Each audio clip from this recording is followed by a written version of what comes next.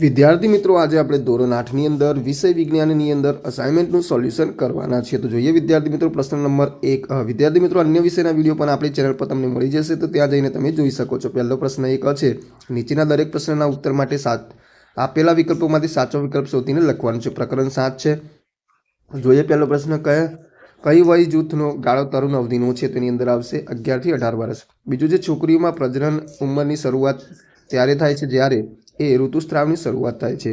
ત્રીજું છે, મનુષ્યના દૈહિક કોષોમાં રંગસૂત્રોની કેટલી જોડ હોય છે? તેમાં આવશે 23.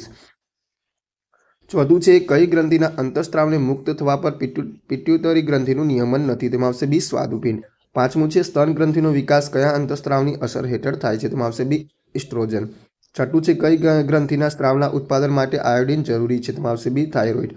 સાતમું છે, એચઆઈવીના સંક્રમણથી કયો રોગ થાય છે? તેમાં આવશે એ, એઇડ્સ.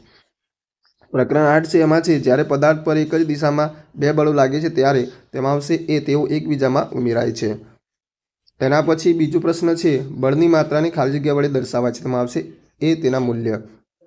ત્રીજું છે, બે સ્થિર વિદ્યુત ભારો વચ્ચે લાગતું બળ ખાલી જગ્યા છે? તેમાં આવશે સી, સ્થિત વિદ્યુત બળ.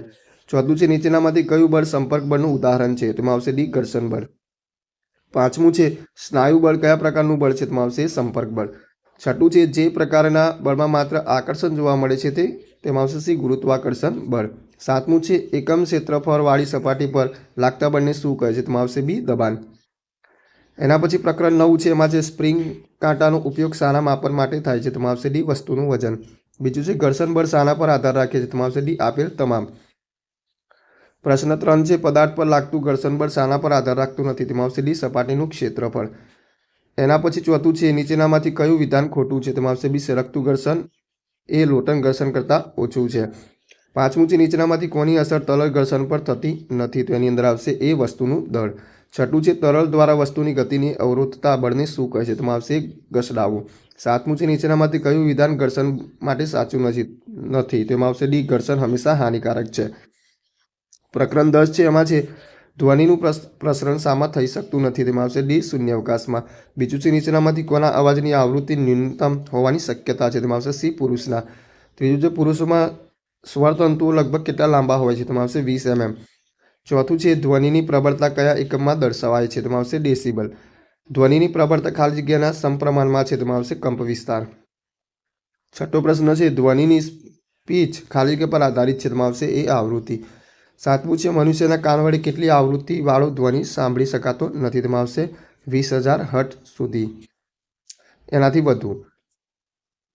એના પછી પ્રકરણ 11 છે, એમાં જોઈએ, કોની ગતિને કારણે વિદ્યુત દ્રાવણમાં વિદ્યુતનું વહન થાય છે? તેમાં આવશે ડી, આયનો. બીજું છે, નીચેનામાંથી કોને વિદ્યુત દ્રાવણ તરીકે વાપરી શકાય નહીં? તેમાં આવશે ડી, આલ્કોહોલ. ત્રીજું છે, તાંબાની ફૂલદાની પર ચાંદીનું આવરણ ચડાવવા માટે કયા વિદ્યુત દ્રાવણનો ઉપયોગ કરવો જોઈએ? તેમાં આવશે સિલ્વર નાઇટ્રેટ.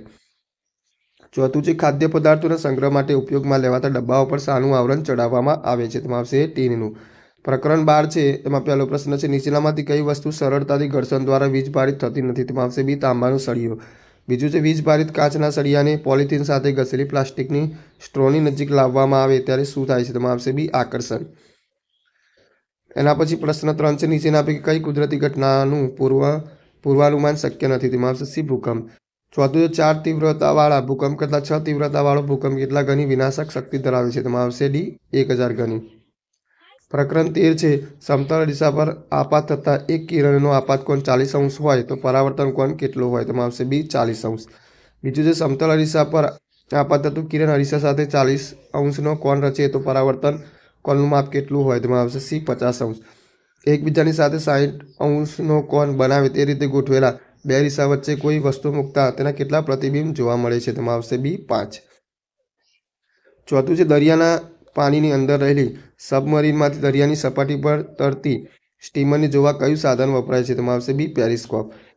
પાંચમું છે, આંખના લેન્સની કેન્દ્ર લંબાઈમાં ફેરફાર કોના દ્વારા થાય છે? તેમાં આવશે ડી, સિલિયરી સ્નાયુ. છઠ્ઠું છે, આંખમાં પ્રવેશતા પ્રકાશના પ્રમાણનું નિયંત્રણ કોણ કરે છે? તેમાં આવશે સી, આઈરિસ.